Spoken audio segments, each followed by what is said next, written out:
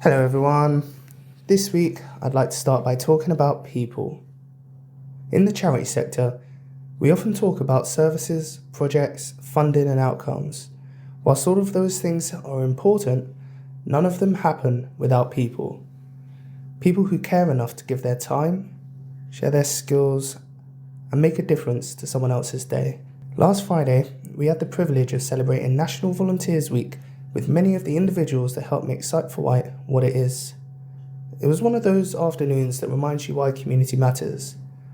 There was plenty of conversations, laughter, cake, and more than a few stories shared about the journeys we've all been on together. What struck me the most was the sheer variety of ways people choose to support us. Some volunteers are highly visible, leading activities, supporting events, and others work quietly behind the scenes, recording talking news, making phone calls, helping with administration, or offering practical support when it's needed the most. Every contribution matters. It was also a pleasure to welcome the High Sheriff who took the time to join us and recognise the value of volunteering on the Isle of Wight. There is something special about bringing together people who generally want to make their community a better place. Speaking of bringing people together, our next big community event is Christmas in July. And yes, I know what you're thinking, we've barely enjoyed the sun and summer sunshine, but I'm already mentioning Christmas. But this event is going to be a really good opportunity to enjoy a bit of festive fun without the wet, wintry weather. And more importantly, it gives us a chance to raise funds that help keep our services running throughout the year. Every raffle ticket purchased, cup of tea enjoyed, and every conversation shared helps support islanders living with sight and hearing loss.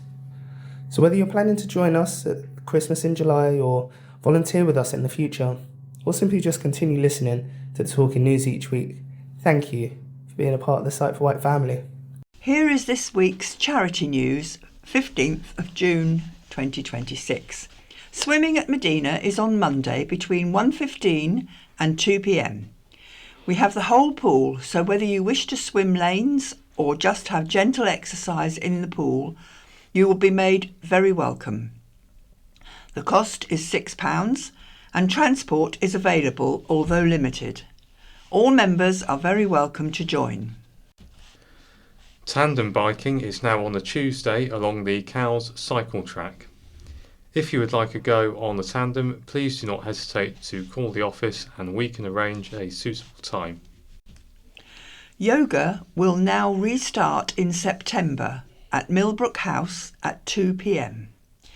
If you would like to join the group, please call the office and ask for more details. Coffee and chat is on Wednesday starting at 10 a.m. until 11:30 a.m. The cost is £2 to include drinks and cake. Staff are on hand to help with any queries and to demonstrate equipment. We have Dave from Synaptic joining us for our coffee and chat morning on Wednesday, the 22nd of July, from 10 a.m. to 1 p.m. Following this is a message from Dave about who Synaptic support and what they will be bringing along with them. Here at Synaptic, our mission is to design easy-to-use products that ensure people with sight loss have access to mainstream mobile technology, regardless of their previous experience or ability. We pride ourselves on our unique understanding of the needs of people with sight loss and the challenges they can face when accessing technology. Customer-led design is at the heart of what we do. This is reflected in our award-winning and innovative products, which are designed to open up access to the latest technology in a way that is easy and intuitive to use. We have easy-to-use phones, tablets, smartwatches and accessories, whatever your level of sight loss. Mix and Mingle is on Thursday at Millbrook House. This group enjoys crafts, quizzes and entertainment. If you would like to put your name down on the list, please call the office. We have trips on the Spirit of Scott Barda available. This is a catamaran and will sail from East Cowes for half a day or full-day sailing in the Solent. For more information, please call the office. Wet Wheels has once again invited us to go out on their vessel for an exciting ride out on the Solent.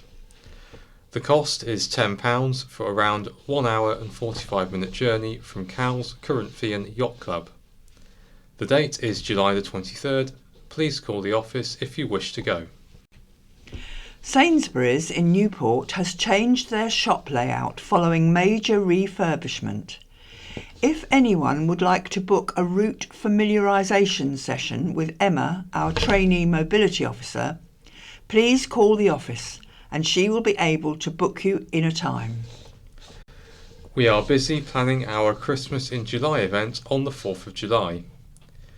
We are appealing for good bric-a-brac, tombola prizes, jigsaws, books, raffle prizes and any Christmas decorations. If you have any donations, please drop off at Millbrook House, or if you can't, please call the office and we can arrange a collection. This is an urgent appeal to anyone who you may know that could drive our minibus. We are in desperate need for volunteers to drive it, especially on a Thursday afternoon. If you have a neighbour, friend, relation who may be interested, please ask them to call the office. Our next Eye on Social is going to be on Wednesday the 17th of June. This will be at the Aviation Museum in Sandown. The visit is booked for 1 p.m. to 2 p.m, where we have exclusive access to the museum for the hour. If you are interested in joining us for the afternoon, please call the office and add your name to the list. This is Michael reading an article from Ireland Echo. Air Ambulance's new home opens with quicker Isle of Wight response times. Hampshire and Isle of Wight Air Ambulance's new £13 million operational base at Southampton Airport has officially opened, with Ireland Echo among those given a first look inside the completed facility today, Tuesday.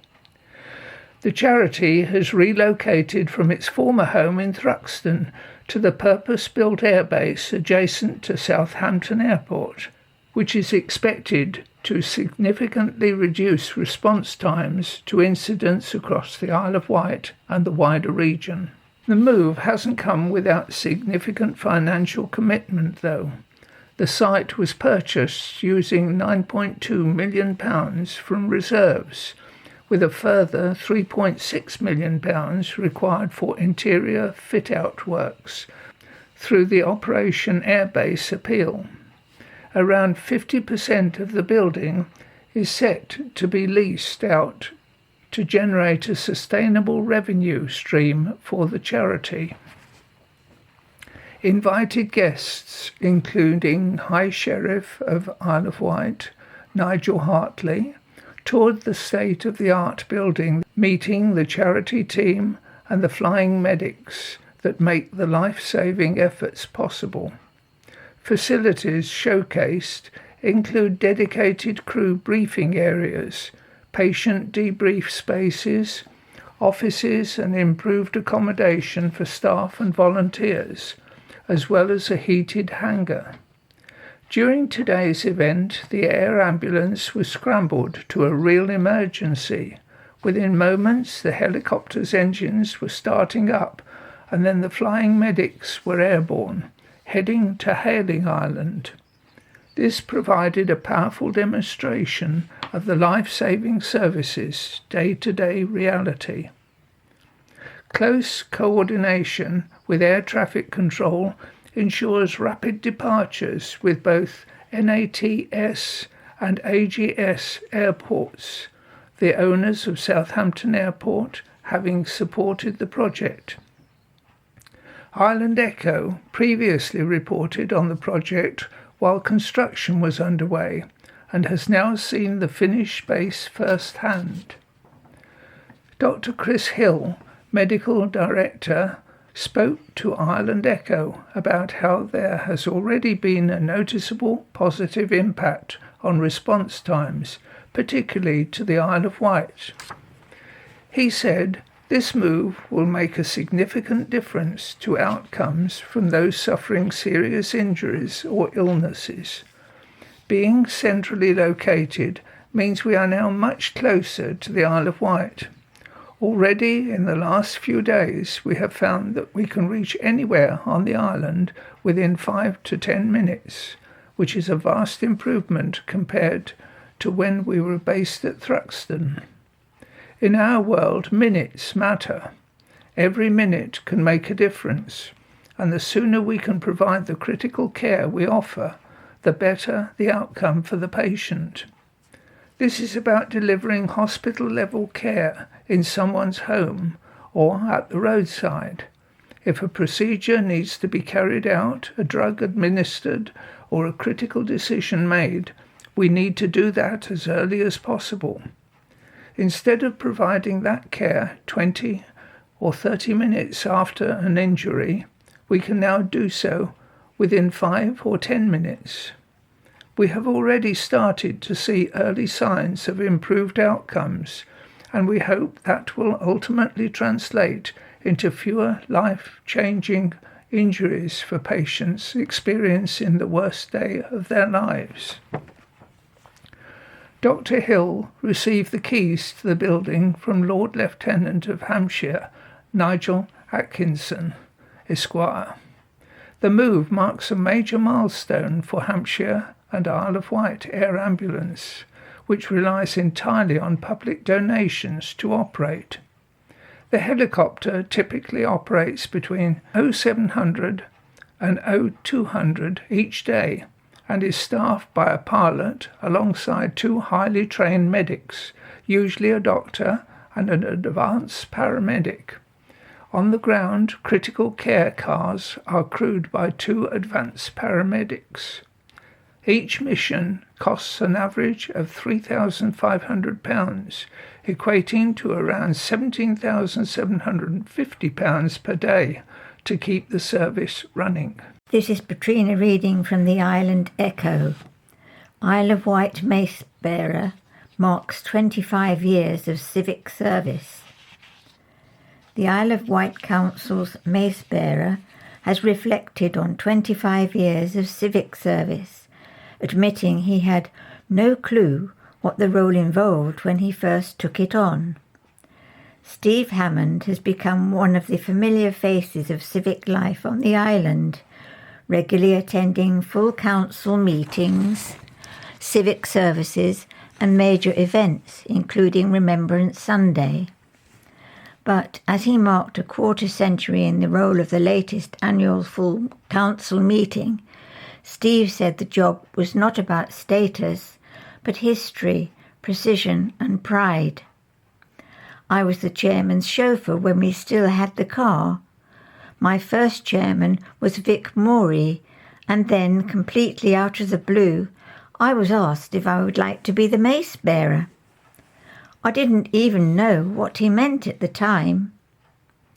It was Vic Morey who first introduced Steve to the ornate silver-gilt mace, explaining its craftsmanship and the responsibility that came with carrying it.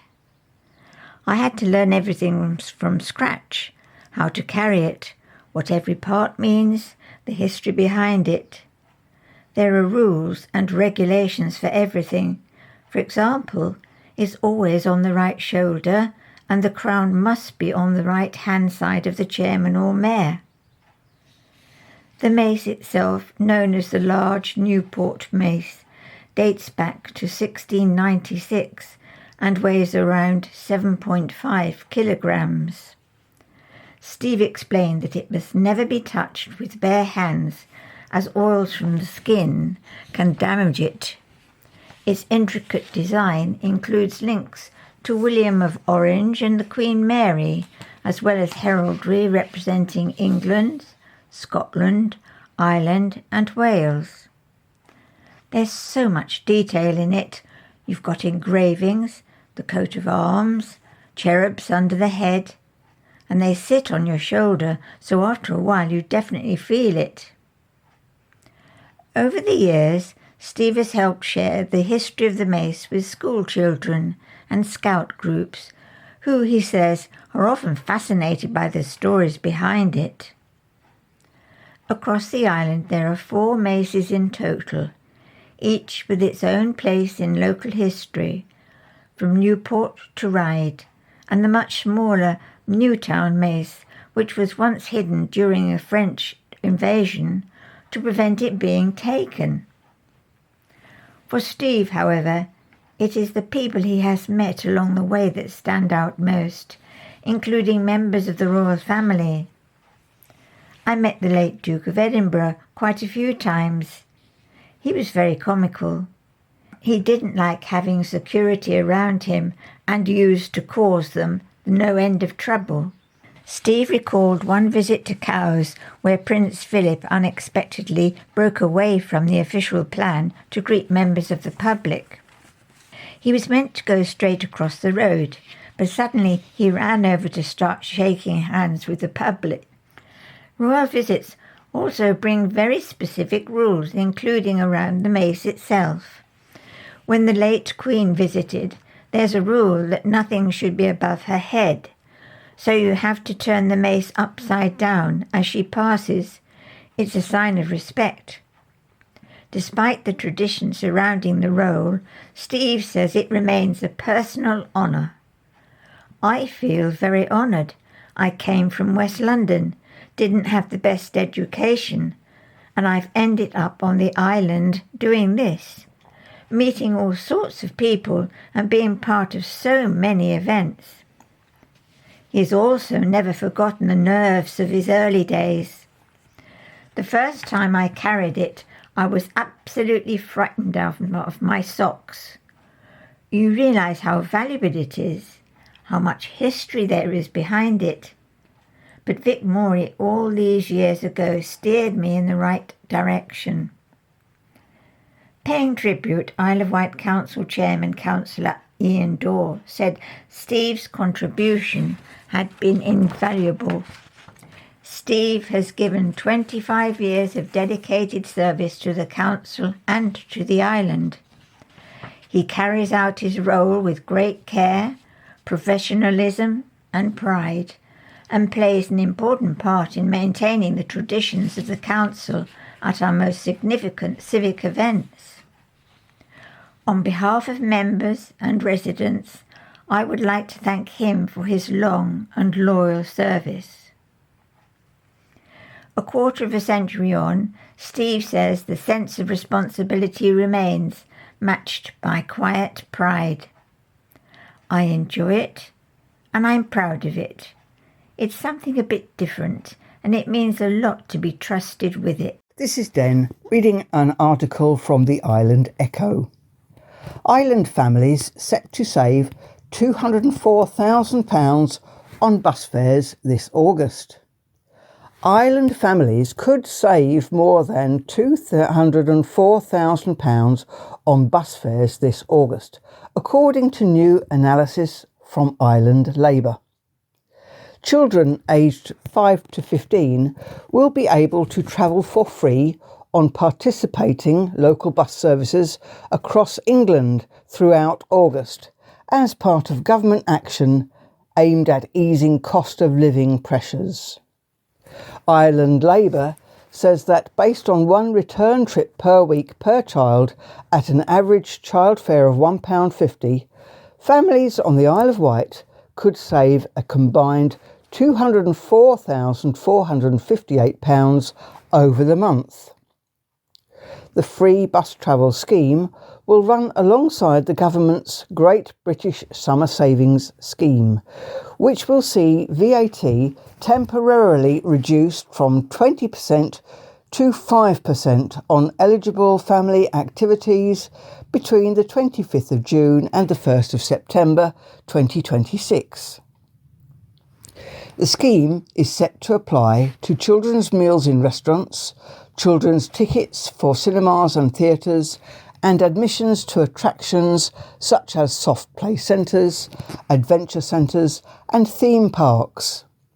Publishing the analysis, Labour's Steve Redding has said, "We all want to enjoy some time with the family in the summer, and we all know that times are hard.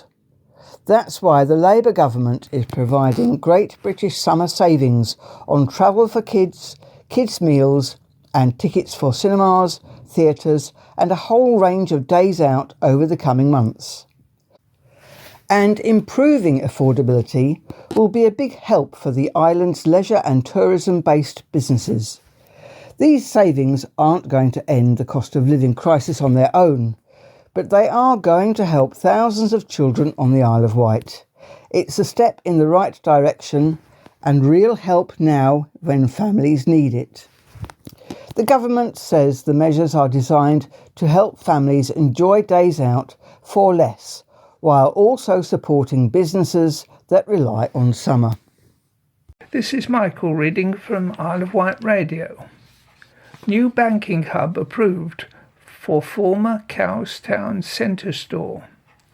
Plans to transform a former shop in the centre of Cowes into a new banking hub with post office services have been given the green light.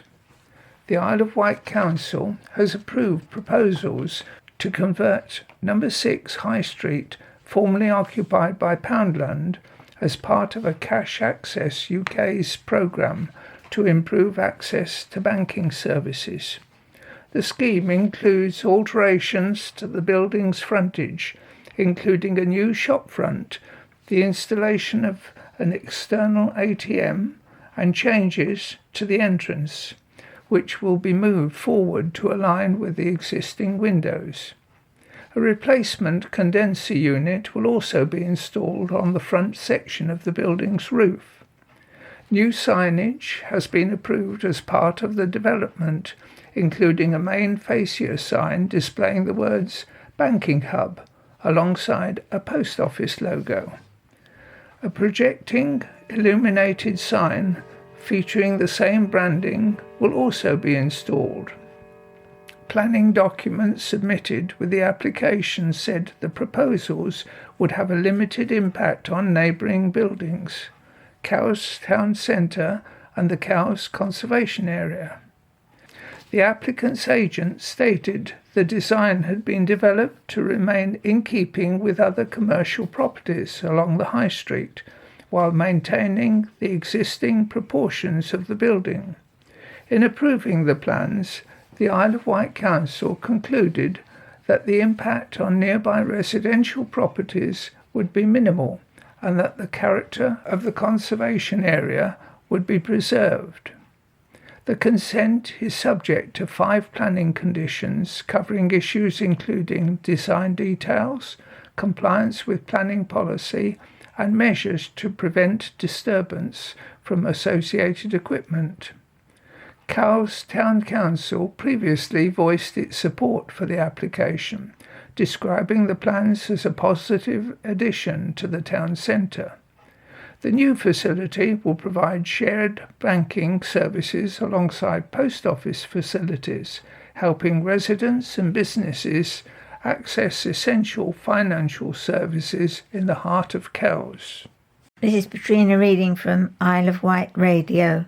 Seaview Hotel put up for sale after more than 2 decades under current owners. One of the Isle of Wight's best-known hotels has been put on the market after more than 20 years under the same ownership. The Seaview Hotel, located in the heart of Seaview Village, just moments from the seafront, is now being offered for sale through leisure property specialist Fluretts with a guide price of £3 million. The independent hotel features 24 individually designed guest rooms, a 2-bedroomed cottage, an award-winning restaurant, coffee lounge, bistro and traditional bar. Its Aquitania restaurant has held 2 AA rosettes for the past 5 years, while the hotel itself has received national recognition and numerous awards over the last decade. The current owners say they are proud of what has been achieved during their 23 years at the helm, but believe the time is right to hand the business over to new owners. In a statement, the team said, We're proud of what we've achieved over the last 23 years of ownership. However, we feel that now it is the time to pass the baton to new owners. Nick Erie, Divisional Director at Florets South, said he has known the hotel for more than 50 years and originally sold it to the current owners in 2003. He describes the business as a rare example of an independent coastal hotel in one of the island's most desirable and affluent villages. The freehold interest in the hotel is being marketed with a guide price of £3 million. This is Den reading an article from Isle of Wight Radio. MP joins Bembridge residents opposing proposed sewage discharge plans. East Wight MP Joe Robertson has joined local residents in opposing plans that could see additional combined sewage overflows discharged onto a beach in Bembridge.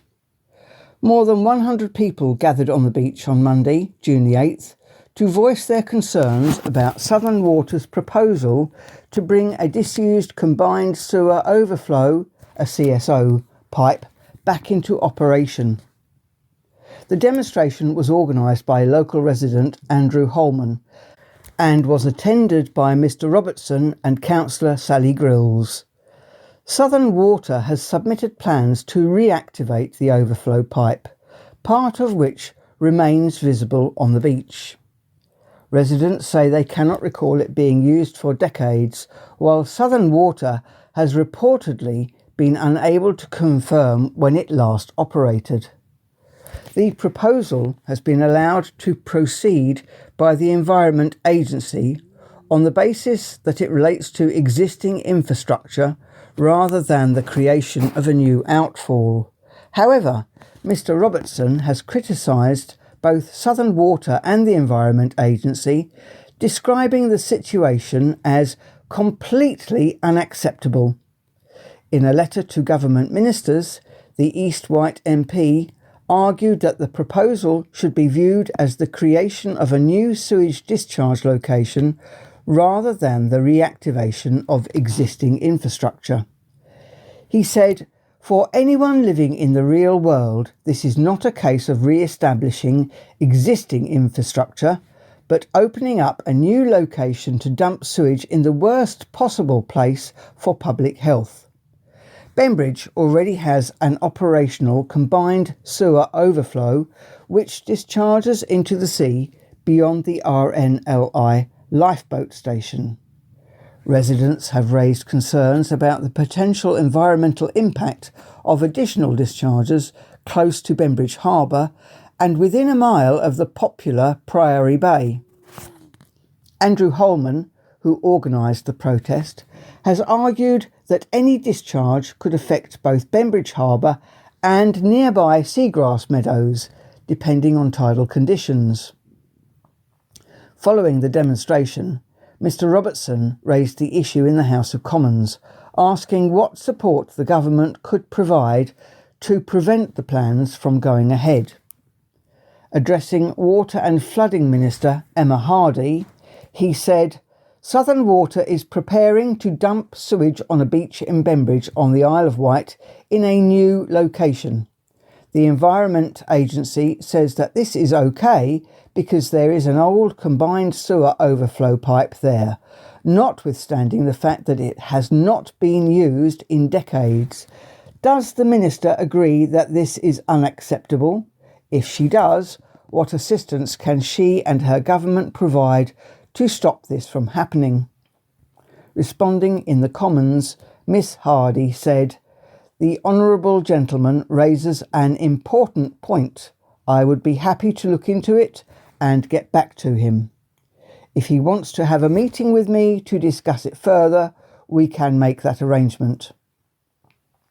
Mr Robertson has since written to the Minister requesting an urgent meeting, warning that if the scheme proceeds, Southern Waters expects discharges to occur on average once a month in an area popular with families, swimmers and beachgoers. A Southern Water spokesman said, "We understand there are concerns about our work at Bembridge Point, and we continue to share information with local residents and stakeholders. The existing overflow is a long-established part of our network, since at least the 1930s, but rising beach levels have caused it to become blocked, which puts local homes and businesses at risk of flooding. So we're repairing it, not only to ensure regulatory compliance, but so that it operates as intended to protect local properties. Contrary to some reports, we are not installing a new pipe or a new combined sewer overflow. Overflows only operate during storm conditions, and monitoring and operational data suggests that, once restored, there should be no noticeable effect on the local environment. Due to the way the network is built in the area, there are no feasible alternatives. Reducing overflows is a priority for us, and our £1.5 billion Clean Rivers and Seas plan has already prevented hundreds of releases in its first year. We'll continue to share information on overflows through our Rivers and Seas Watch app, working with the community to address concerns." This is the second part of the Talking News, read by Lynn. And by Sam. Further landslip leaves chalets closer to the cliff edge. A further landslip near Fort Albert has put a row of chalets even closer to a cliff edge. Freshwater South councillor Becca Cameron said she reported the latest collapse at Lynston Chine to the Isle of Wight Council. A new photograph shows the buildings at Cliff End sitting precariously above a drop. The site at the eastern end of Brambles Chine, between Colwell Bay and Fort Victoria, has been crumbling for some time. In February, the county press reported on another collapse there, with drone photos capturing the erosion. It's understood 2 of the Cliff End chalets have since been demolished. Speaking on the latest collapse, local Ashley Cooper said, "The concrete wall below the chalets is the back wall of the passage that gave access to the underground magazines, which have now fallen down the cliff, along with one of the gun emplacements." Earlier this year, the chalet closest to the cliff edge was listed for auction, with a guide price of just £5,000. In 2024, the county press reported that tons of rubble and an old gun turret came crashing down following a major fall, leaving an underground structure exposed in the cliff face. Call-out pay axed for Coast Guard's vital volunteers. Coast Guard volunteers on the Isle of Wight will no longer be paid for attending call-outs and training sessions following a landmark legal ruling. The Maritime and Coast Guard Agency, MCA, has confirmed it is moving the Coast Guard Review Service to a revised volunteer model after a court decision found some volunteers could be classed as workers when receiving payments. It is understood the change means Coast Guard rescue officers will no longer be paid in the same way, with compensation arrangements set to be altered. Previously, volunteers could claim payments of just over £11 per hour for call-outs and training, intended to offset disruption to work and family life rather than provide a salary.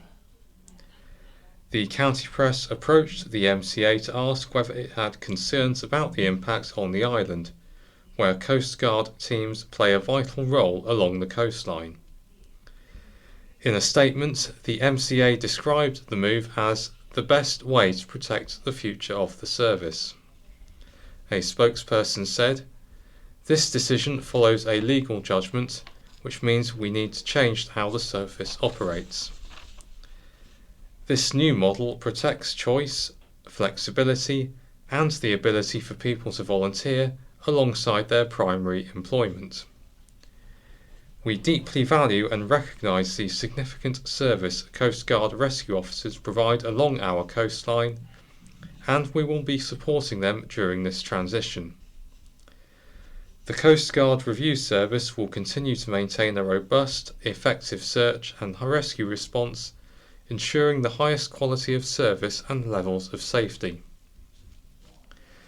The change follows a series of legal rulings, including a Court of Appeal decision in January this year, which upheld that Coast Guard rescue officers could be considered workers when carrying out paid duties. The MCA said volunteers will still receive some compensation under the new model, alongside training, equipment and operational support. However, the move has prompted concern among some Coast Guard volunteers nationally, with fears raised about recruitment and retention. The island has several Coast Guard rescue teams positioned around its coastline, regularly responding to incidents ranging from missing persons and cliff rescues to water-related emergencies. Ferry helps with the capsized dinghy rescue.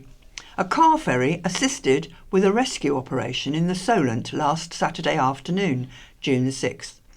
Red Funnel's Red Osprey vessel was alerted to a capsized dinghy on its return journey from Southampton to East Cowes. The boat, full of passengers, pulled up alongside the capsized vessel to assist. An announcement over the tannoy said, "We are assisting with a capsized dinghy. We ask you all to remain seated, as you may find a bit of movement on the vessel while we hold still." Hamble Lifeboat was also on hand to help. One person was safely recovered and taken to shore by lifeboat. Following the rescue, Red Osprey resumed its journey back to East Cowes. A spokesperson for HM Coast Guard said, at 3:20 p.m, HM Coast Guard was made aware of a capsized dinghy with one person on board in the Solent. Hamble Lifeboat was sent and the person and dinghy were rescued and taken to shore. MP warning tourism levy may put coastal economies at risk. A tourism levy could put coastal economies at risk, an Isle of Wight MP has warned. Isle of Wight East MP Joe Robertson has urged the government to scrap proposals for an overnight visitor levy during a debate in Westminster Hall. Mr Robertson argued that the levy, or tourism tax, would harm coastal communities like the Isle of Wight, which rely heavily on summer trade to stay afloat during the winter months. He said, "The proposed overnight visitor levy is the wrong policy at the wrong time. In coastal communities where summer trading is what keeps businesses viable through the winter, the damage would be concentrated and severe. UK Hospitality suggests that 1 in 5 people would be deterred from booking a domestic holiday by an increase in prices. The government should be finding ways to encourage people to holiday in the UK instead of going abroad and not adding further charges." Coupled with the introduction of the ETS, Emissions Trading Scheme, charge on the Portsmouth to Fishbourne route, these additional charges are hampering an industry which is already struggling. The debate was held in Mr Robertson's name and focused on support for the tourism and hospitality sectors. In a 16-minute speech, he highlighted business closures and youth unemployment as key concerns. He cited the recent closure of the Bugle in Brading as an example of the challenges facing the industry, attributing it to tax increases and rising costs over the past 2 years. Mr Robertson said, "Youth unemployment is now higher than the period coming out of COVID. The government's hike in national insurance, introducing it to more part-time work, and reducing the competitive advantage of employing young people through minimum wage changes has made it worse for young people's employability." He also renewed his opposition to the proposed green tax on the Portsmouth to Fishbourne ferry, arguing that it would further increase travel costs to the Isle of Wight. Employment Minister Kate Dearden responded by saying that the government would publish its visitor economy growth strategy shortly, describing it as an ambitious long-term plan. She also acknowledged the strength of feeling about the levy. First new magistrates in 4 years are sworn in. 2 new magistrates have been sworn in at a ceremony at the Isle of Wight Law Courts.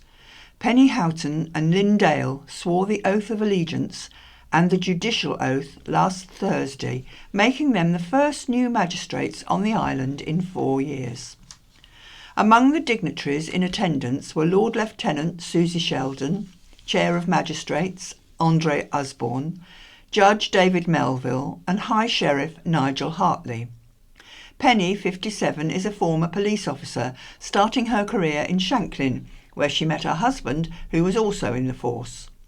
After retiring in 2019, she jumped from the frying pan into the fire and joined the Isle of Wight Ambulance Service, working on the front line during COVID. She said she wanted to become a magistrate to see the other side of things.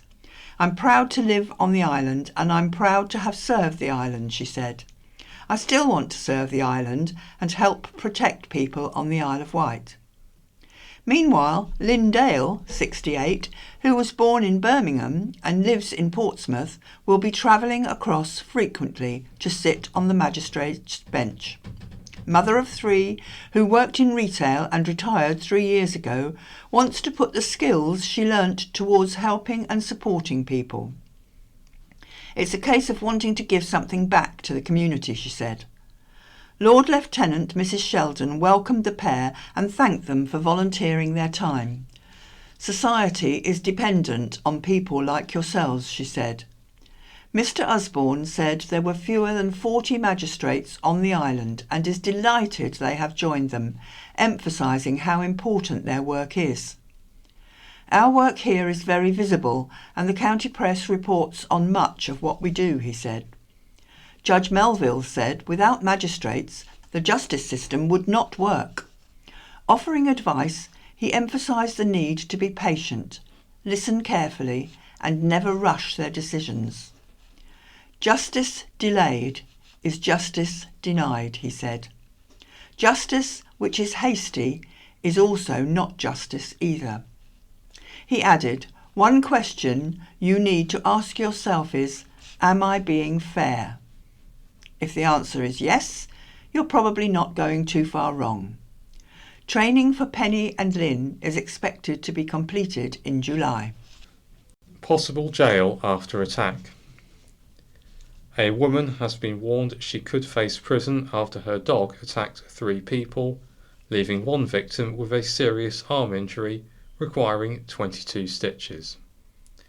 Karen Cruz, 58, of Queen's Road in Freshwater, appeared before the Isle of Wight Magistrates Court on Tuesday, June the 2nd. She pleaded guilty to 3 counts of being the owner in charge of a dog dangerously out of control and causing injury. Prosecutor Liz Miller said police were called at around 9:55 a.m. on December the 16th last year, following reports that a dog had attacked multiple people in Freshwater. A Belgian Shepherd named Merlin had bitten 3 women on Queen's Road. Members of the public tried to intervene and 2 of the injured women were taken to Brookside Medical Centre. Cruz managed to get the dog under control and secured it in a crate inside her home before officers arrived. The dog was later destroyed. One of the victims required 22 stitches to her elbow, with the injury described in court as a hole in her arm. The other 2 women sustained bruised wrists from the bites but did not suffer broken skin. A victim statement read to the court said the seriously injured woman continued to experience flashbacks, anxiety and heart palpitations. She and her husband had been out walking when they heard a woman calling for a dog to come inside, before the animal suddenly appeared and attacked. Defending, Oscar Vincent said Cruz was an experienced dog owner who had previously kept a Belgian Shepherd for 13 years without any issues. He said she acted quickly to regain control of Merlin, contacted police herself, and arranged a vet appointment to have the dog euthanised. Mr. Vincent said the incident had been heartbreaking for Cruz and her family. She has not owned another dog since and has no previous convictions, but was warned she could face possible prison time in line with the sentencing guidelines. Magistrates ordered a pre-sentence report, and Cruz will return to court for sentencing on August the 4th. She was granted unconditional bail. A restaurant is forced to close amid financial struggles. Well-known cafe, restaurant and bar, Jolliffe, 1853, has closed with immediate effect, with the business citing a combination of rising costs, staffing problems and falling customer numbers. In a statement issued on Monday, the team confirmed the decision to cease trading. Jolliffe's statement makes clear the decision was driven by mounting financial pressures, a combination of challenges which left the cow's business no longer viable. It is with heavy hearts and great sadness that we, as of June the 8th, have ceased trading, it said. The lack of government support for hospitality, skyrocketing energy costs, island roads, staffing difficulties and decreasing footfall have all collectively squeezed every last drop out of our already struggling business. As part of the announcement, Jolliffe's also paid tribute to its customers, thanking them for their continued support. We would like to thank every single one of our customers for the wonderful support that you have given to us. The closure marks the end of the latest chapter for the prominent premises on Shooters Hill. The listed building has a long history in Cowes, originally operating as a bootmaking and shoe business founded by Henry Jolliffe in the mid-19th century. Seafront venue licence bid set for decision amid fears. A seafront wedding and events venues bid for a premises licence will come before Isle of Wight councillors amid concerns over noise, disturbance and safety. An application for Commodore's House at 74 High Street in Cowes is scheduled for a decision by a licensing subcommittee at County Hall on Tuesday. Council officers are recommending the licence be granted according to the proposal, with any changes to proposed hours or additional conditions the committee deem reasonable and proportionate to promote licensing objectives. A premises licence authorises the use of premises for the sale or supply of alcohol, as well as the provision of regulated entertainment and late-night refreshment. County Hall's committee report says the decision to apply for a premises licence was made last year based on advice from the Council's licensing team. It says, the grant of a premises licence will permit activities that have been taking place for many years, which have essentially been unregulated by way of conditions, to continue, but now subject to multiple control measures which are legally enforceable. During a consultation period from March 19th to April the 15th, several concerns were raised over noise and disturbance, the movement of equipment and supplies being a source of potential nuisance and possible antisocial behaviour. Disquiet was also expressed regarding the safe evacuation of large numbers of people from the premises if the rear exit can no longer be used, the safety of equipment being brought into the venue, accessibility for wheelchair users, staff facilities and a perceived lack of privacy. Cowes Town Council had no objection to the application. The committee report says a series of revisions have been made reducing proposed operating hours since submission. Regulated entertainment, which was originally requested until 11:30 p.m, has been removed, as well as late night refreshments.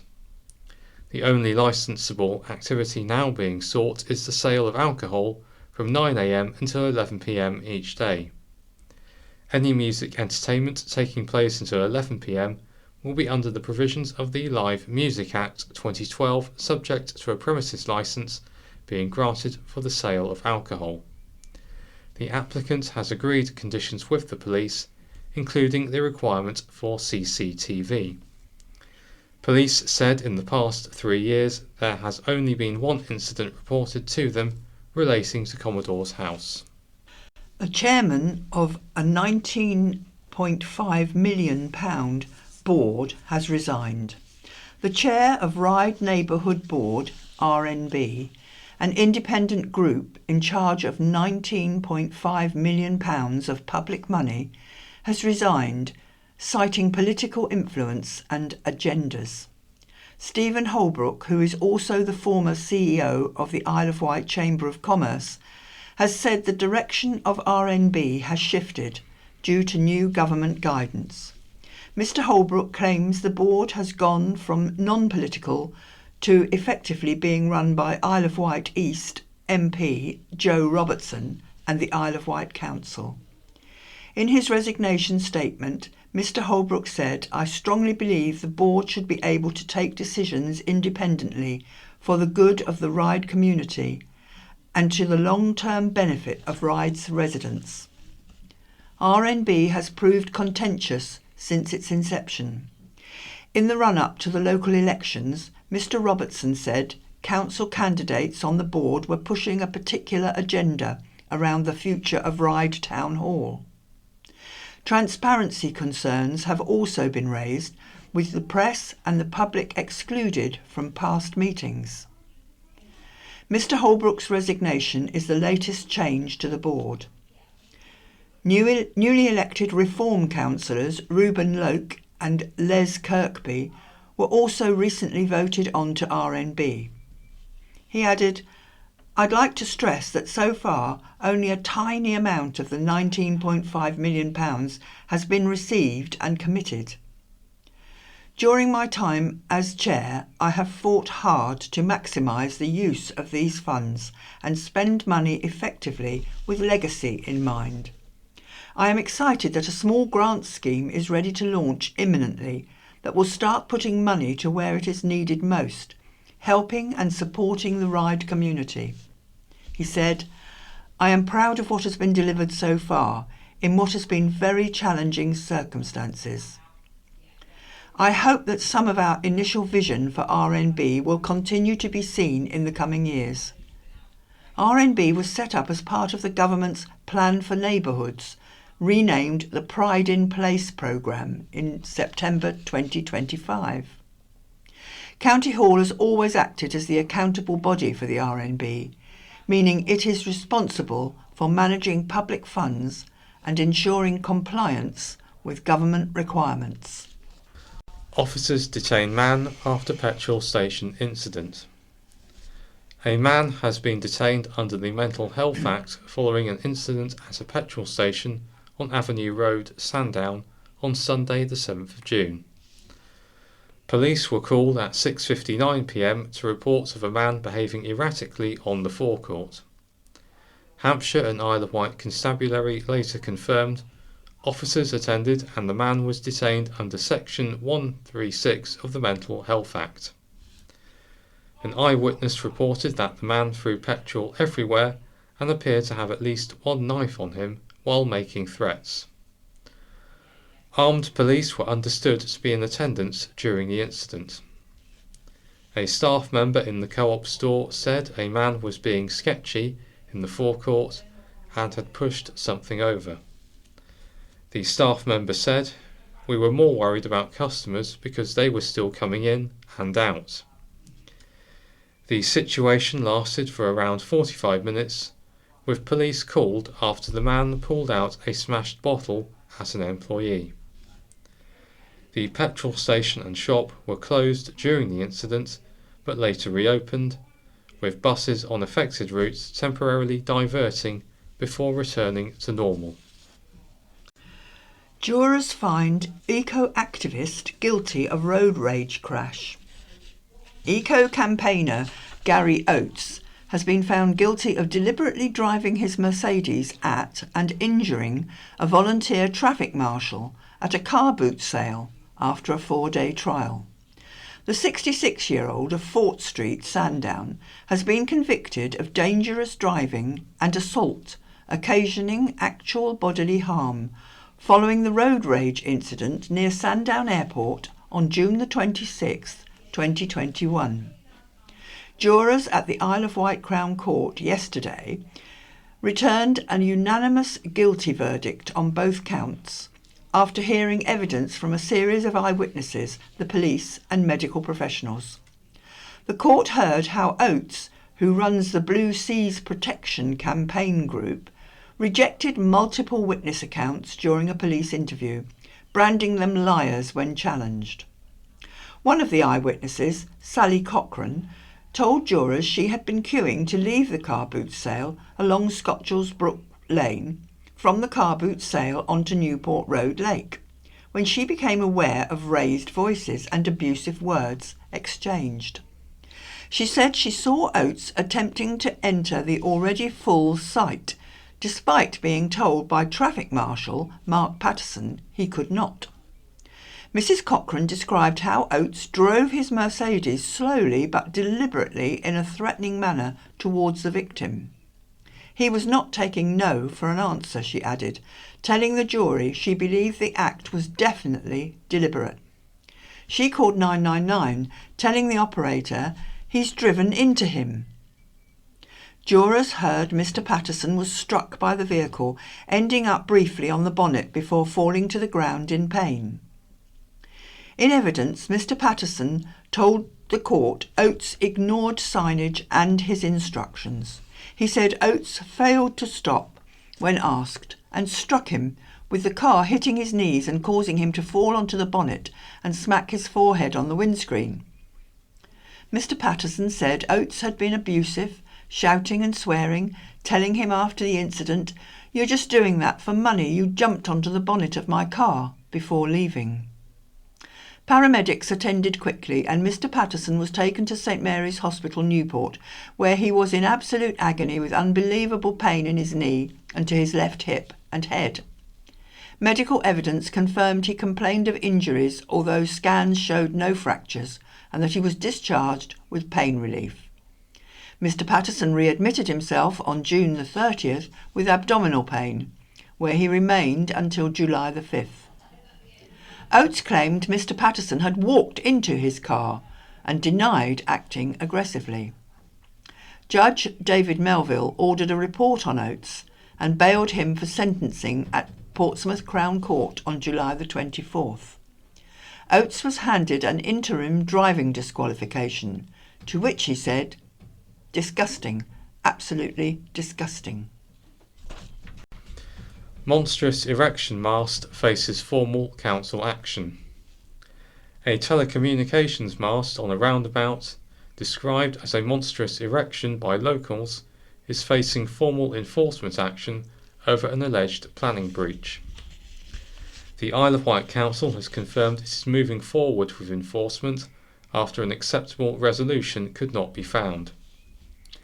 As previously reported by the county press, the mast at the top of Staplers Road, Newport, was installed last year by Mobile Broadband Network Limited, MBNL, which provides infrastructure services for the likes of EE, 3 and Vodafone. MBNL has maintained it was acceptable to do so under permitted development rights, which allow for certain types of upgrade and replacement of electronic communications infrastructure. However, the council, in its role as planning authority, said the mast exceeds those rights as it has not been designed to minimise impacts to the surrounding area. As such, it is considered to be in breach of planning control. In December, the council said, "We have asked the operator to contact planning officers to work towards an acceptable resolution. It appears a resolution has not been found, and the council is taking the next steps." Providing an update, a council spokesperson said, "The council's planning enforcement team can confirm that it is moving towards formal enforcement action in relation to this matter. The enforcement register will be updated should the status of the case change." In the council's 2023 planning enforcement strategy, the council said if an informal resolution cannot be found, an authority panel will be convened to establish the most appropriate way to secure the desired outcomes through legal action. Once agreed, that course of action will be undertaken. MBNL previously told the county press, MBNL can confirm that the recent site upgrade was carried out under permitted development rights. Isle of Wight Council's planning officers have recently contacted the agents acting on our behalf, and we are engaging with them to clarify their query and resolve any outstanding points. The mast first appeared in mid-November last year to modernise the network and upgrade 4G and 5G in the area, replacing the existing pole. The site itself has had telecommunications infrastructure since 2017. But its sudden appearance prompted disapproval, with one commenter describing it as a monstrous erection, and another saying it was an eyesore. The college celebrates 25 years. A quarter-century milestone was marked with music, memories and a look towards the future. Platform 1, the Isle of Wight's Centre for Creative Education, celebrated its 25th anniversary at Gigi's Bar and Restaurant on Saturday, May the 30th. Director Peter Pontin said, "Our 25th anniversary celebration was a true testament to the professionalism of our students and the high performance standard they have all achieved, right the way up from our Saturday Rock School Club and through to our post-16 diplomas and BA Hons degree programme."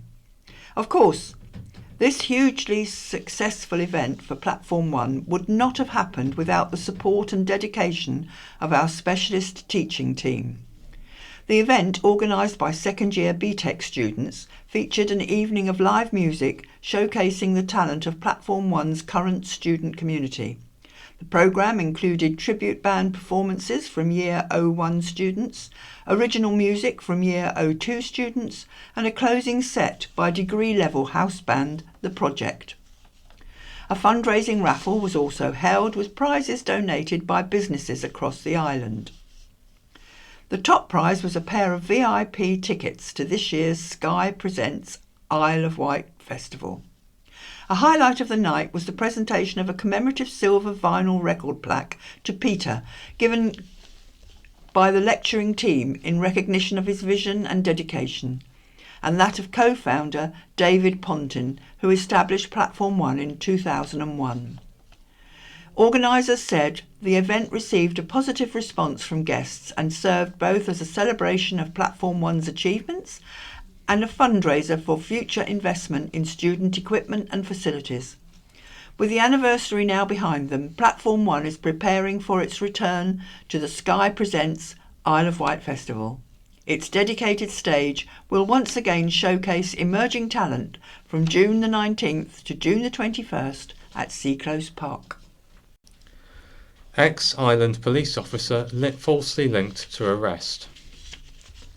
An ex-Isle of Wight police officer has reportedly been moved to a safe house after she was wrongly identified as being involved in the arrest of Henry Novak. Christy Hill, who grew up on the island, has criticised AI platforms such as Grok for falsely naming and picturing her and her former colleague, Tristan Parsons, as the officers in recently released body-worn footage. She has also slammed Hampshire and Isle of Wight Constabulary for its clear lack of support in setting the record straight. Ms Hill left the force in April 2024, 20 months before Mr Novak's murder in December 2025. The picture being wrongly circulated came from a press release for the 2020 National Police Bravery Awards held in 2021. Ms Hill and her former police partner Tristan Parsons were honoured for their role in detaining a burglar who stabbed her with a hypodermic needle at a hair salon in Ryde, as reported by the county press at the time. Prior to becoming a police officer, Miss Hill worked in the family-run Proper Pasty Company, previously based in Ryde High Street. Taking to LinkedIn to protect her reputation, safety and peace of mind, Ms Hill said, It is alarming to see how quickly a piece of outdated media can be weaponized by algorithms and accepted as fact by AI platforms, despite being factually impossible. It is deeply unsettling to have my name wrongly attached to such a high-profile and sensitive matter, whilst there has been a clear lack of support from Hampshire Constabulary in rectifying this false narrative in a timely manner. My primary thoughts remain with the family affected by this tragedy. They deserve justice and clarity, not the noise of online misinformation. The false Grok post now appears to have been deleted. Vikram Digwa, 23, was found guilty by a jury of murdering Henry Novak, 18, with a ceremonial dagger in Southampton on December 3, 2025, and jailed for 21 years. The case prompted public outrage after it was revealed that police handcuffed and arrested Mr. Novak before he lost consciousness. Hampshire and Isle of Wight Constabulary has been approached for comment. 7 island bridges reopen to HGVs. Heavy goods and public service vehicles are now able to use 7 bridges across the island following the lifting of weight restrictions. County Hall has decided to remove the regulations for the Park Road, Lower Calbourne and Town Gate bridges on the back of advice from Island Roads. The revocation also applies to 4 other bridges without signage displayed: Caesars Road, Sandy Lane, Highwood Lane and Longwood Lane. An Isle of Wight Council report says the structure of the bridges has been recently improved or inspected by Island Roads. The local authority understands that removing the restrictions will contribute to better managing traffic on the island. Leaving the old Traffic Regulation Order, TRO, in place and limiting access to direct routes for public services and heavy goods vehicles without reason goes against the Council's corporate aim of supporting the local economy, businesses and residents, the report said. As a local highway authority, County Hall must ensure the expeditions and safe movement of people, services and goods on the Isle of Wight's highways. The issuing, amending or revoking of TROs is a vital instrument for carrying out that duty, the council said. Comedy star hails island train route as his favourite. Popular comedian Joe Wilkinson has hailed the Isle of Wight's Island Line route as his favourite train journey in the UK, as he launches a new Channel 4 series celebrating life on the rails. Joe, whose wife Petra Exton is from the island, says the Island Line holds a special place in his heart for its dependable, back-to-basics charm. The Island Line route runs between Ryde Pierhead and Shanklin. It's just one train going back and forth. I love it, he said. It's probably the most on-time train in the UK because it's got no reason ever to be late. That's my favourite train journey in the UK.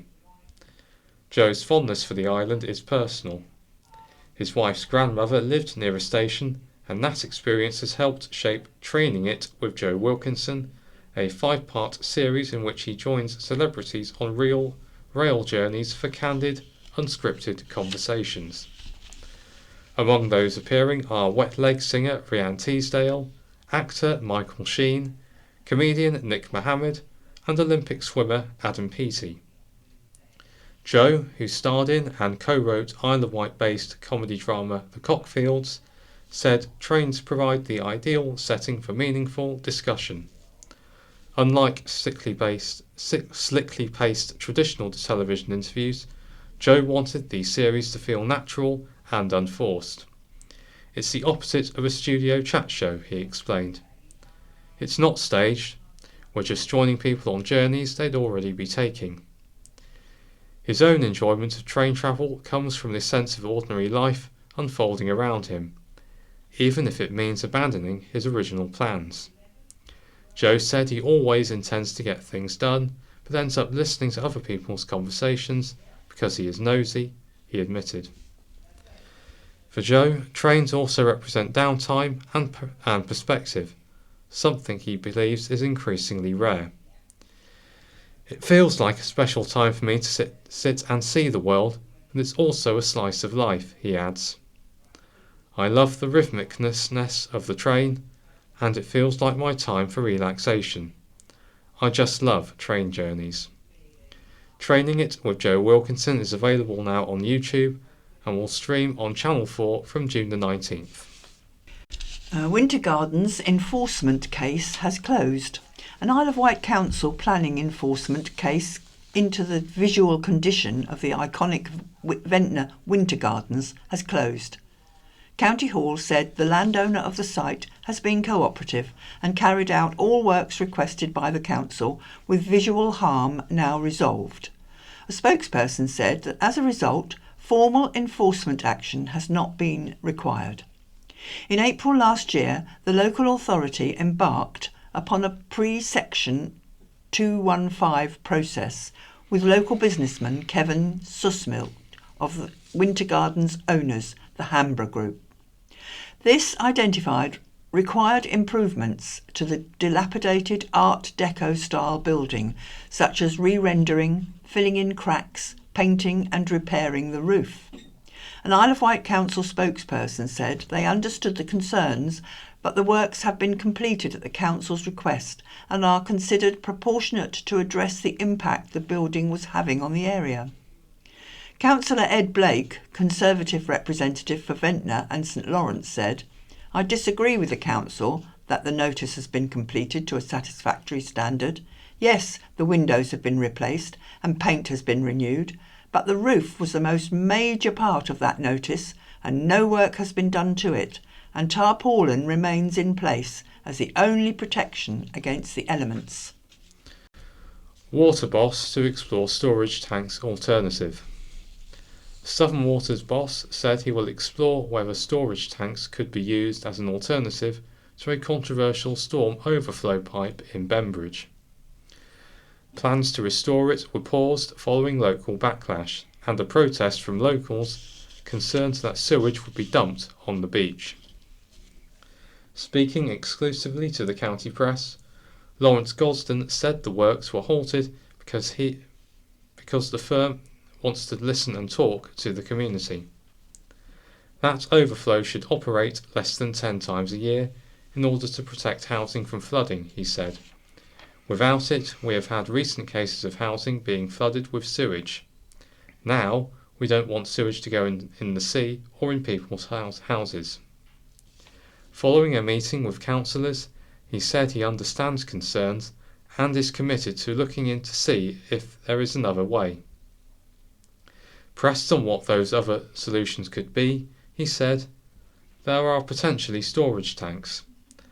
But what I'm really worried about is that customers are at risk in a certain area of Bembridge right now from flooding, and we need to do something for those customers straight away.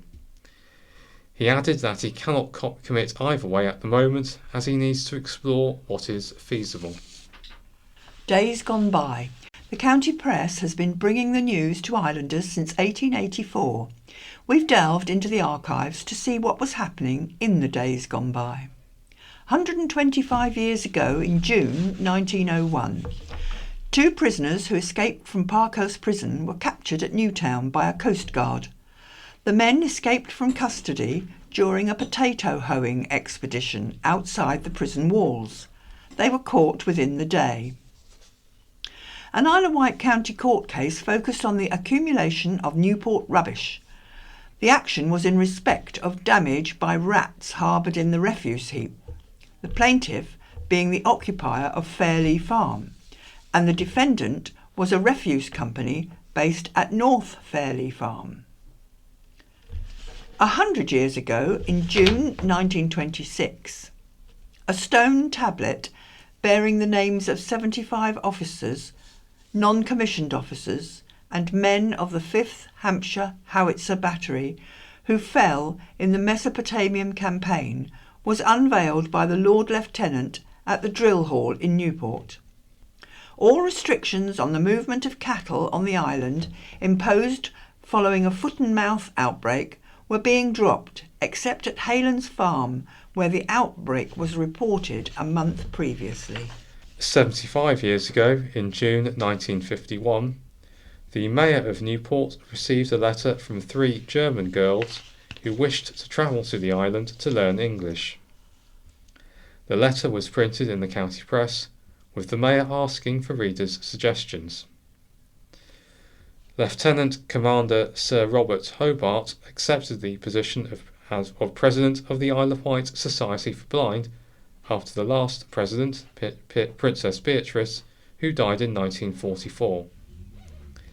50 years ago, in June 1976, for the first time in 80 years, the Bugle Hotel in Yarmouth was to be without a member of the Cleary family as licensee.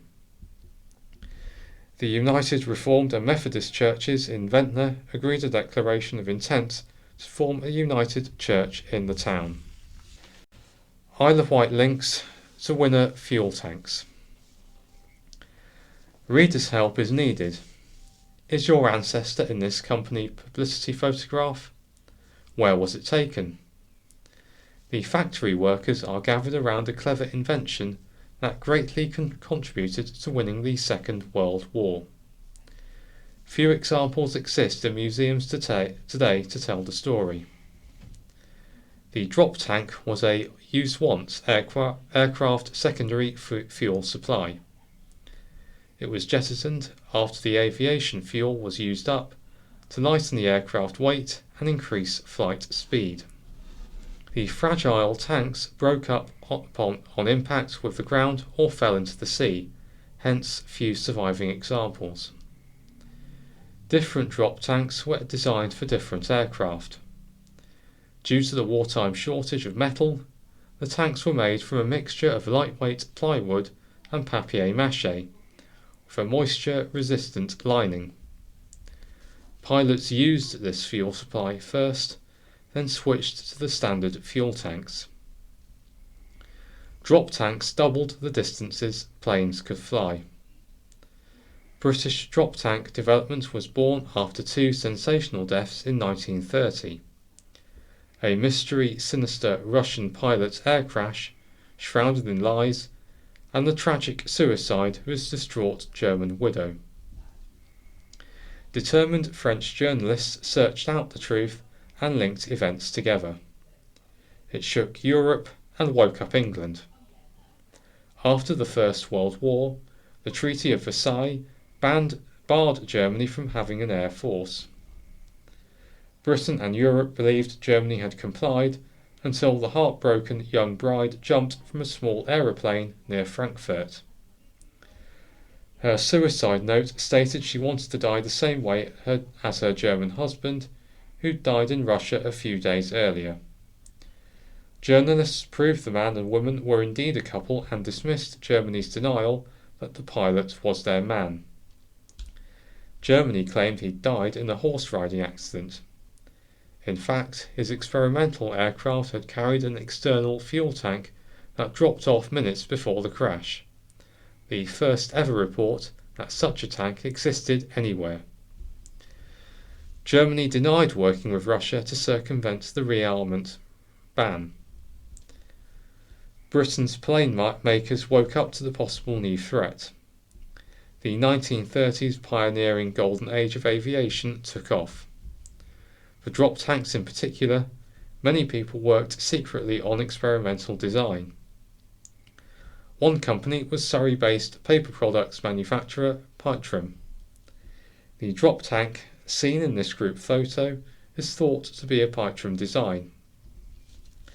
The first prototypes needed many modifications due to moisture ingress into the tank walls and fuel leaks from cracks. As the threat of a second war with Germany loomed larger, Pytram toured the south of England to enlist other companies in readiness for mass manufacture of their detachable tanks. Could Saunders Rowe of East Cowes, Consuta plywood manufacturer, have done this work? Pytrom tanks, widely used in the air war, were fitted to hurricanes and typhoons. It greatly enhanced the RAF's effectiveness. Newspapers urged everyone to collect scrap paper for the war effort.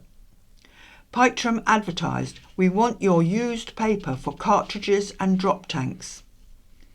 The 1940s Boy Scouts who collected old newspapers in wheelbarrows did actually help to win the war in their own small way. Another drop tank designer was George May. His daughter Gloria recalls tanks being made in our living room. They were used on the famous de Havilland mosquito planes. This photo shows my father's drop tanks positioned near the mosquito wingtips. There were many things going on, all secret, all developed by enterprising, clever people who made things out of glue, wood and paper. What heroes! Mosquito drop tanks increased the flying range deeper into Europe. George May's brainchild enabled RAF pilots to fly from Scotland to Russia and back between breakfast and dinner. After the war, George founded Dufay-Light Developments. Today, it makes structural products out of paper. The Spitfire's range was doubled by the Slipper drop tank. It fitted neatly onto the plane as illustrated in the photos, and this supplementary fuel supply extended flight range to Norway, Danzig and Gdynia on photography missions.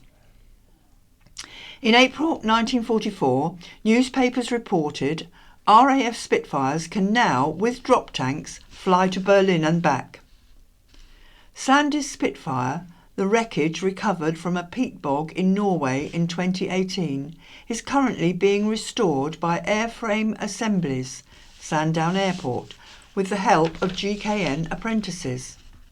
Without the Slipper tank, Sandy Gunn, World War II RAF pilot, could not have made his reconnaissance mission to Norway. White Aviation Museum holds more information on drop tanks, including that associated with the late Isle of Wight resident, Royal Naval Commander Mike Crossley, wartime pilot. His book, They Gave Me a Seafire, has been reprinted by Pen and Sword Books. Other aircraft that used drop tanks were the Mustang, Thunderbolt and Lightning. British factories made those tanks for the USA Air Force, which got them to Berlin and back. Germany lamented that their failure to match Britain's drop tanks capabilities gave the RAF the advantage. Do you have any information for the author of this report? For example, one man in the group photo is thought to be from Ryde. Gloria would like to know more about her father's wartime invention. And did an Isle of Wight company make drop tanks? If you can help, email editor@jwcp.co.uk and mark your email drop tanks. Helping the Island's Young People into Work by Richard Quigley, MP for Isle of Wight West. Last week, former Cabinet Minister Alan Milburn published his interim report on young people and work. Its findings were sobering. The report warns of a potential lost generation failed by gaps across our welfare, health and education systems. It suggests that 1 in 6 young people could be out of education, employment or training in the next 5 years. So, while the report laid bare the scale of the crisis, it was not entirely surprising to me, nor, I suspect, to many islanders, parents and young people. It's also why, as the Member of Parliament for Isle of Wight West, I have been working closely with island businesses and organisations to tackle the skills gap and rising number of young people not in education, employment or training, NEETs, head on. Economic inactivity shouldn't be inevitable for young people, and we can't allow a generation to lose hope. But we not only need to address the number of NEETs, we need to ensure we provide clear alternative pathways to university. We need to work with industry and business, and we need to ensure we're developing the skills needed on the island. Last October, I brought together a mix of island businesses, careers and training providers and local stakeholders for a half-day skills summit. That quickly led to an island skills group being formed. Facilitated through my office, the skills group has met regularly and it's growing in size and reach. It's fostered a collaborative approach, given a platform for businesses to share best practice, and it's not shied away from the challenge we face. Instead, those involved want to ensure we give young people the skills they need to help them get their first job, earn while they learn, or seek on-the-job training. The aim is simple: reduce barriers to opportunities for young people and create an island talent pool that companies can help shape. We've already heard examples of how young people have had their lives transformed and self-confidence boosted, just from being given structured work experience and the right support to help them take their next step.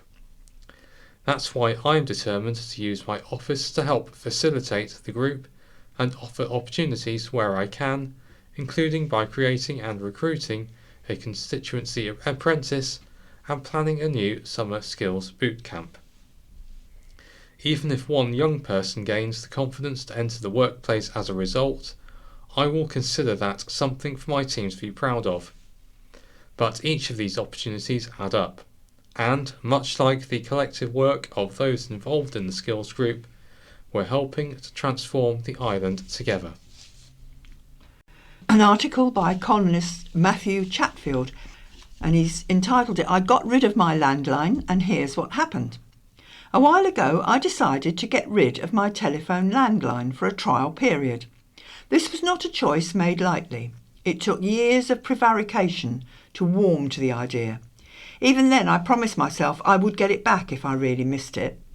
The results of my experiment? Read on and see if this rings any bells for you. The obvious benefit was cost. It was cheaper not to have a landline contract. Like most of us, I was already paying for a mobile phone. I had been telling myself that at no point in my life had I ever been in a position where I didn't have a phone that people could ring me up on, and that was fixed to the wall. For some reason, this seemed to be important. Mind you, for most of my life, mobile phones didn't even exist. Now they do, so paying for both seemed an indulgence. Another line of thinking was safety and security. What if the mobile signal fails? That one was dismissed when I worked out that it had probably been 20 years since I had owned a landline phone that didn't need to be plugged into the mains, either to power an answer phone or a cordless handset. Yes, kids, I really am that old, so if the power failed, my landline would be useless anyway. Admittedly, I am lucky enough to live in a part of the island with an excellent mobile phone signal. There are areas where this is a far more significant concern, and of course those apocryphal tales of mobiles on the south of the island mysteriously roaming onto French network providers when the weather conditions are right. If you are in one of those locations, you will be better off keeping your traditional telephone. You might need it. But for me, and for most islanders, it's not an issue. My conclusion after 2 years is I would never go back. Being without a landline isn't for everyone, but it certainly works for me. There was one final question that made me decide to cut the cord for good.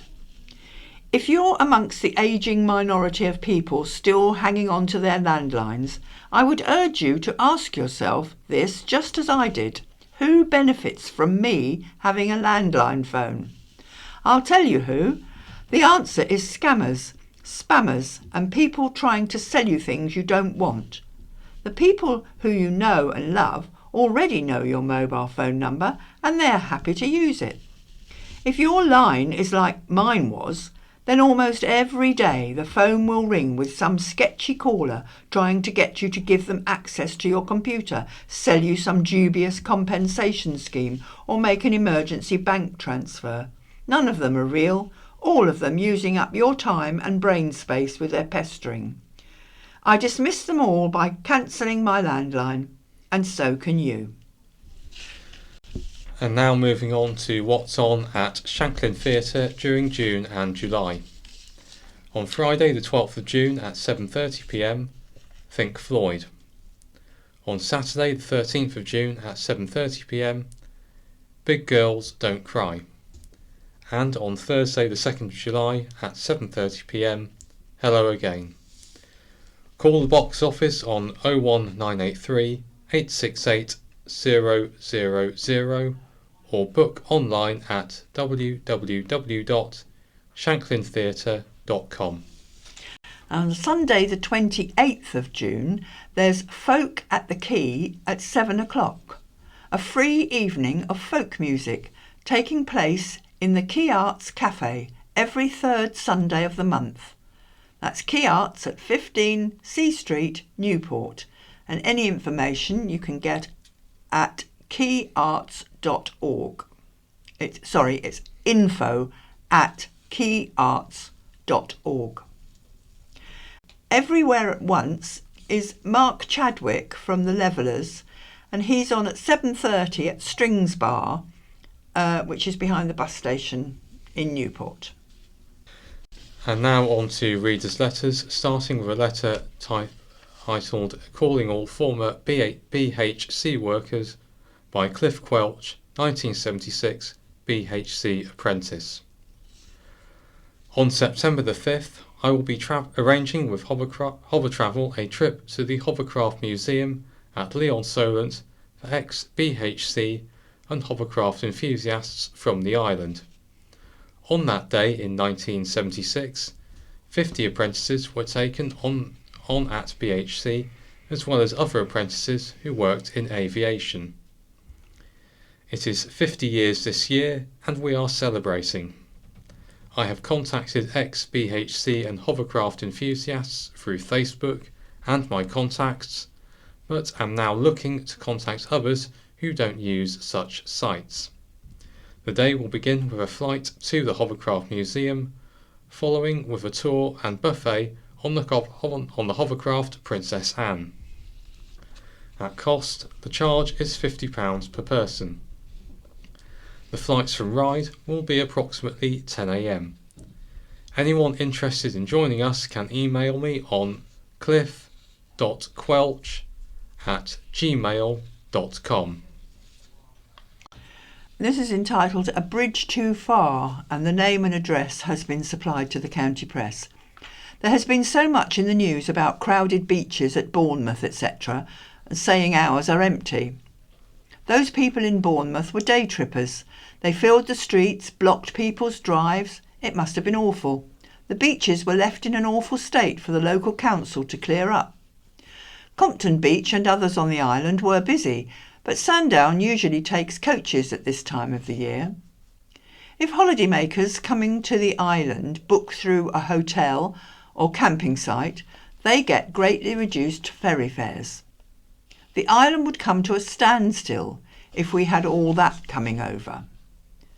The reason people come is the slower pace of life, even the ferry ride over. I wonder if anyone thinks about if we had a bridge or a tunnel, the ferries would not keep going, and then if it got too windy, the bridge would be closed. It would destroy our lovely island. We do not want the sort of people that come and have no respect for our beaches. Forthcoming screenings of Climate Film by Stephanie Elliott of Sandown. Around 40 people gathered at Salisbury Gardens in Ventnor on June the 4th for a screening of The People's Emergency Briefing, followed by a public discussion about what the issues raised in the film may mean locally.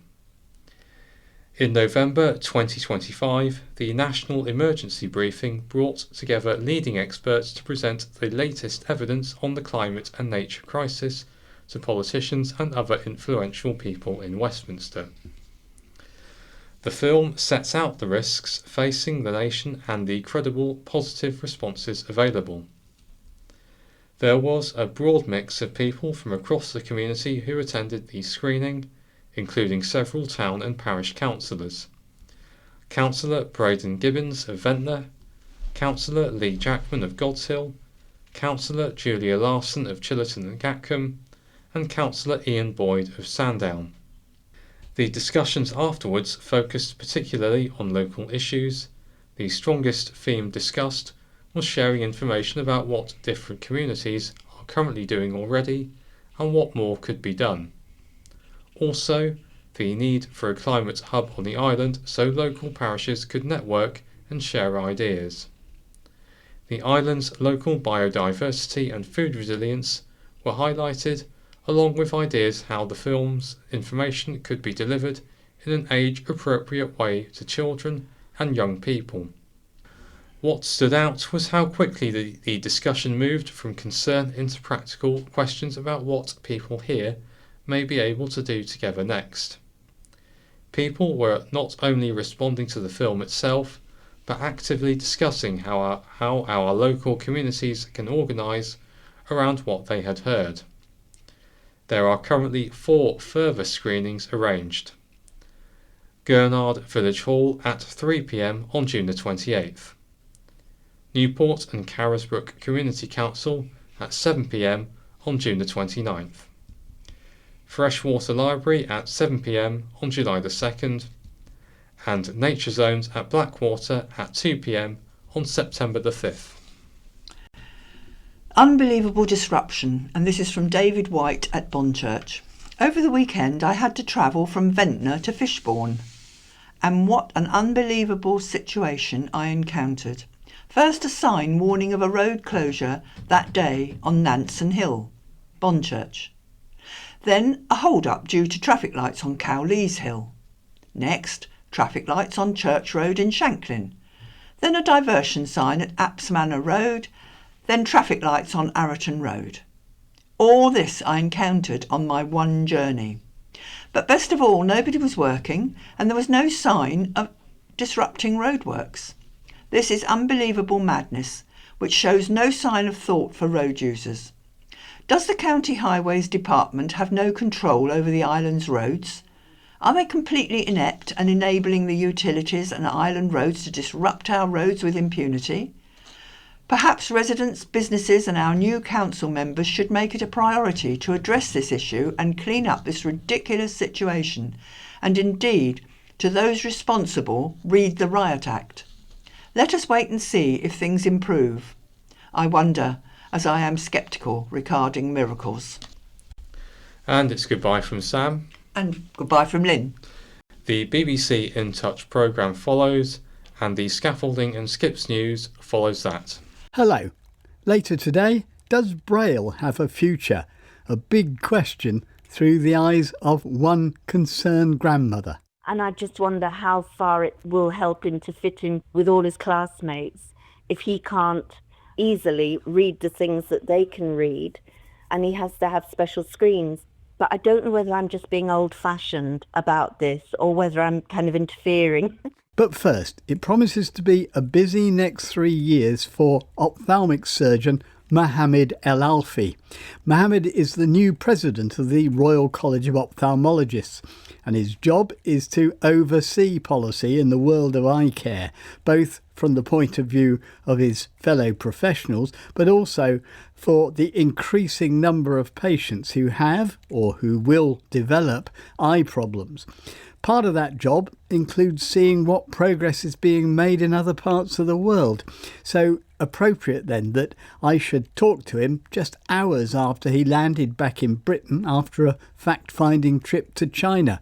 More on that later. But first, he talked to me about why he thought that this was a crucial moment in eye care here in the UK. It's a time where we would see a lot of changes happening in the way we deliver care.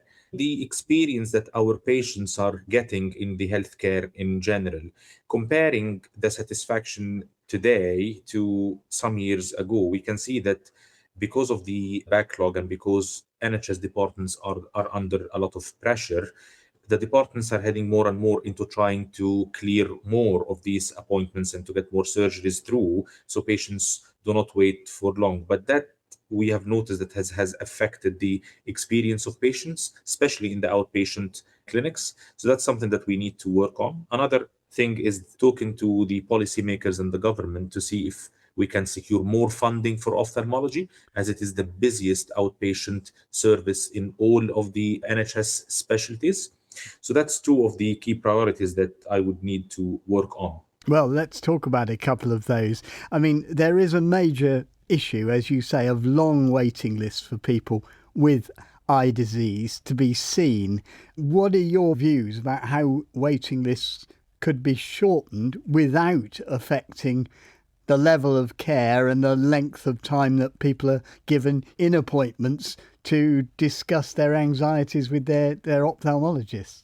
Well, Peter, there are many things that can be a good starter. So developing our colleagues outside of ophthalmologists, our specialist nurses, our ophthalmic photographers, our colleague from optometry background.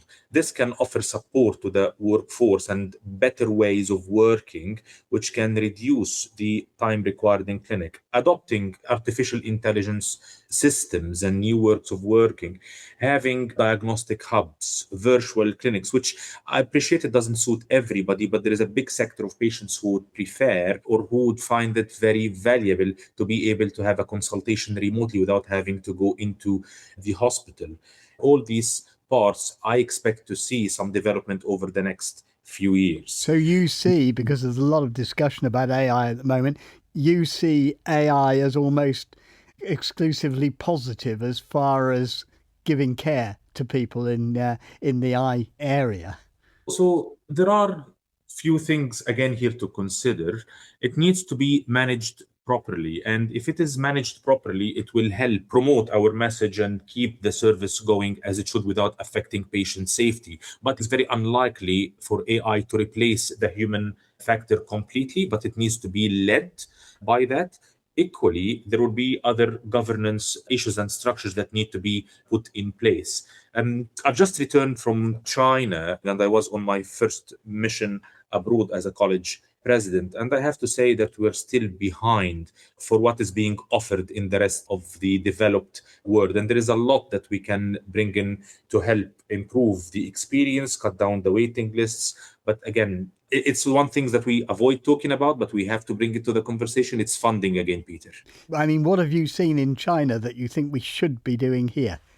So we've seen developments in the software, we've seen developments in the equipment. They started using robotics for investigations where the robots can come to the patient in one seat and perform all investigations in a flicker rather than having to rely on different machines coming through, which cuts down the cost, cuts down the times, and give better experience. And surely it can help certain immobile patients, which we have in the NHS environment. So are you saying that some of these treatments, can actually be delivered in the home? Yeah, surely that diagnostics can be done at home, and giving management plans. There is still treatment needs to be delivered in a hospital setting, but with the integration that we have seen, they have this very interesting model in Wenzhou in the south of China called the Eye Valley, where they bring research, innovation, hospital care, optometry, support all together in one place with industry, and they work so much in harmony. But again, as I say, there are few steps that needs to be taken before we can reach such a model.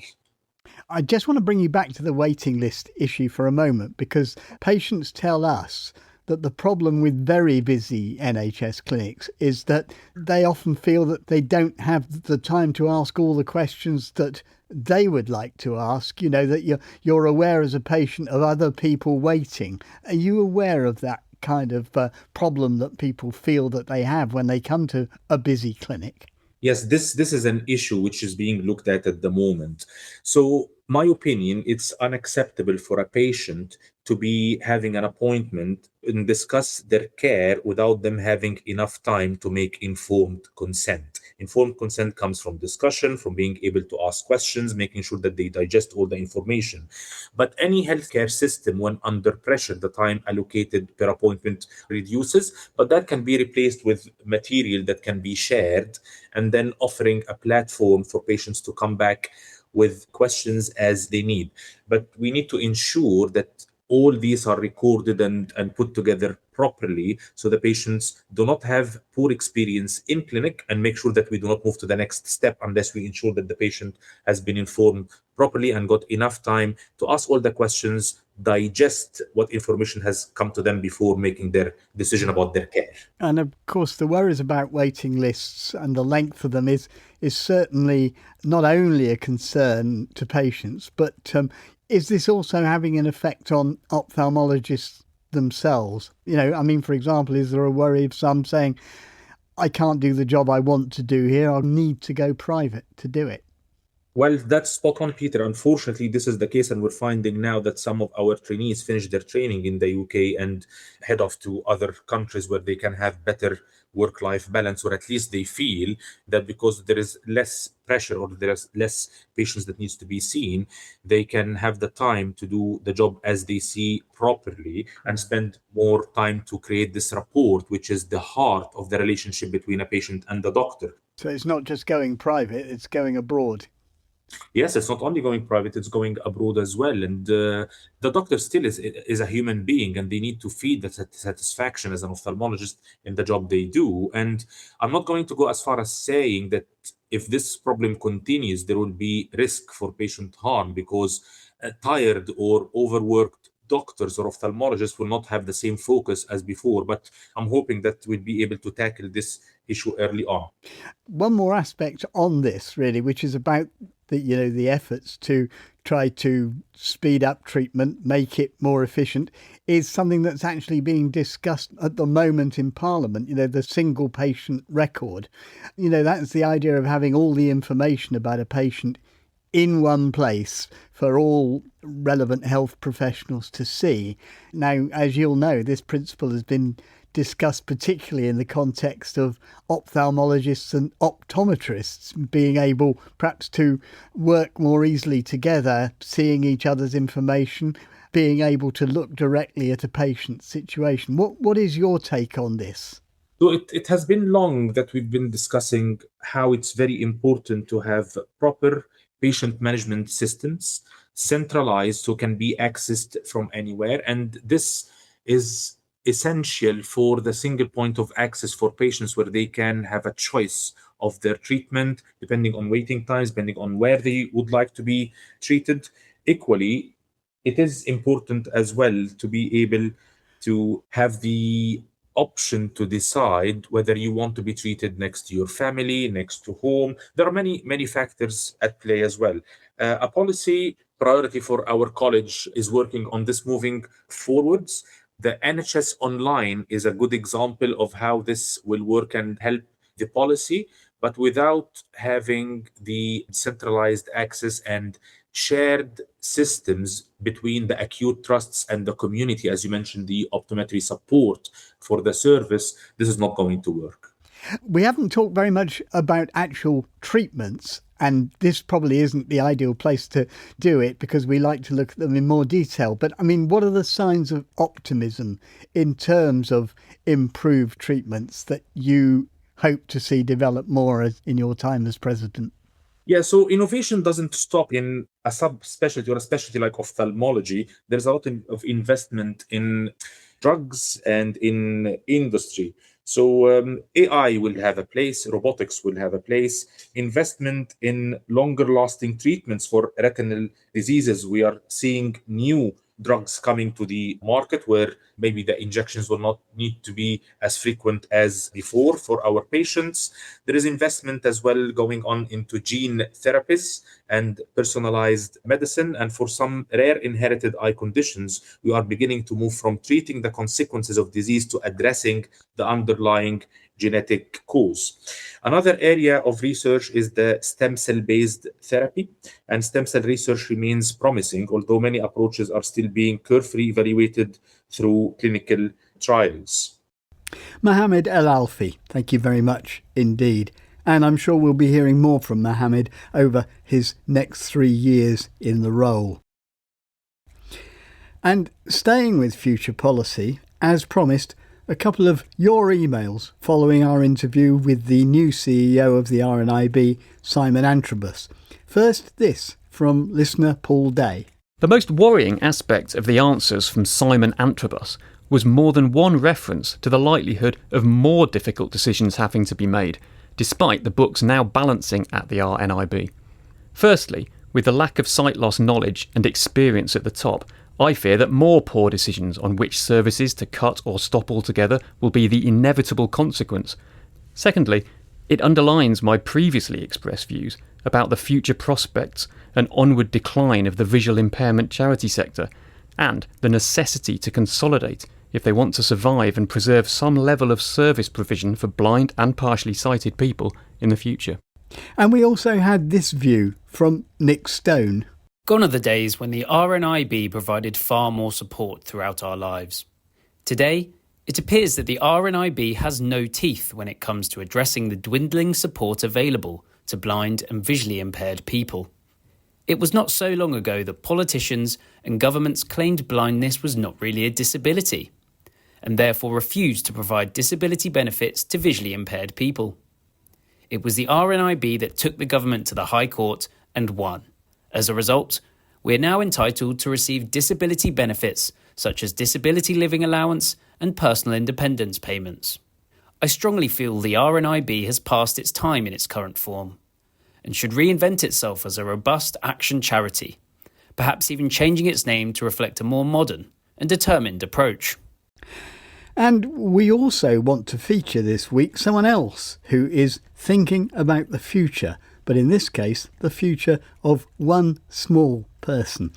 Caroline Mackenzie has been pondering on the education of her 4-year-old grandson, Rory, and specifically about whether, as he starts school, he should be learning Braille. Well, she's been explaining her concerns to me, but first telling me more about Rory. At the age of 18 months, he was diagnosed with severe myopia and nystagmus, and he is now registered sight impaired. He's on a myopia management plan as well. He wears glasses all the time and sunglasses when he goes out. He's very light sensitive. So what's the prognosis, to be blunt about it? We don't know. I think what has been said is that the potential is it's going to get worse. So where it ends up, I absolutely don't know. So at the moment it's being managed. He has loads and loads of appointments, but Braille is never ever mentioned. Just tell me why you're thinking of Braille so early on. You know, there are various issues that might arise in that situation. From your point of view, what is it about Braille that you really want to know in relation to Rory? Well, I don't know whether I'm just being old-fashioned here, because I'm aware that there is all the assistive technology around. My concern with Rory is that he starts school in September, and I kind of think if he's surrounded all day long with screens, you know, is that going to hurt his eyesight? Is it going to give him headaches? And I just wonder how far it will help him to fit in with all his classmates if he can't easily read the things that they can read, and he has to have special screens in front of him in the classroom. So it's that really, but I don't know whether I'm just being old-fashioned about this or whether I'm kind of interfering. And I know my daughter and son-in-law are really interested too, to know, you know, what the future of Braille is and whether it could help him. He is only 4.5 at the moment. Yes. Is he reading print at the moment? He can read small words, small easy words, but the print has to be very big. And when he does look at it, his face is virtually up to the book. So even with his glasses on, it's very hard for him to see. I'm just wondering how difficult has it been for you to get what you might call expert advice about this? I think my daughter has received some mixed messages. Any advice that we've received has really been online. And of course, you know, that has its own problems. So we haven't really been able to get proper advice. He has got a QTVI, and when he starts school, there will be some intervention and some technologies. But I don't know whether all QTVIs are Braillists or whether it's not not advised. So would you like us to raise this issue and have some sort of discussion and try and gather the right people for you to hear?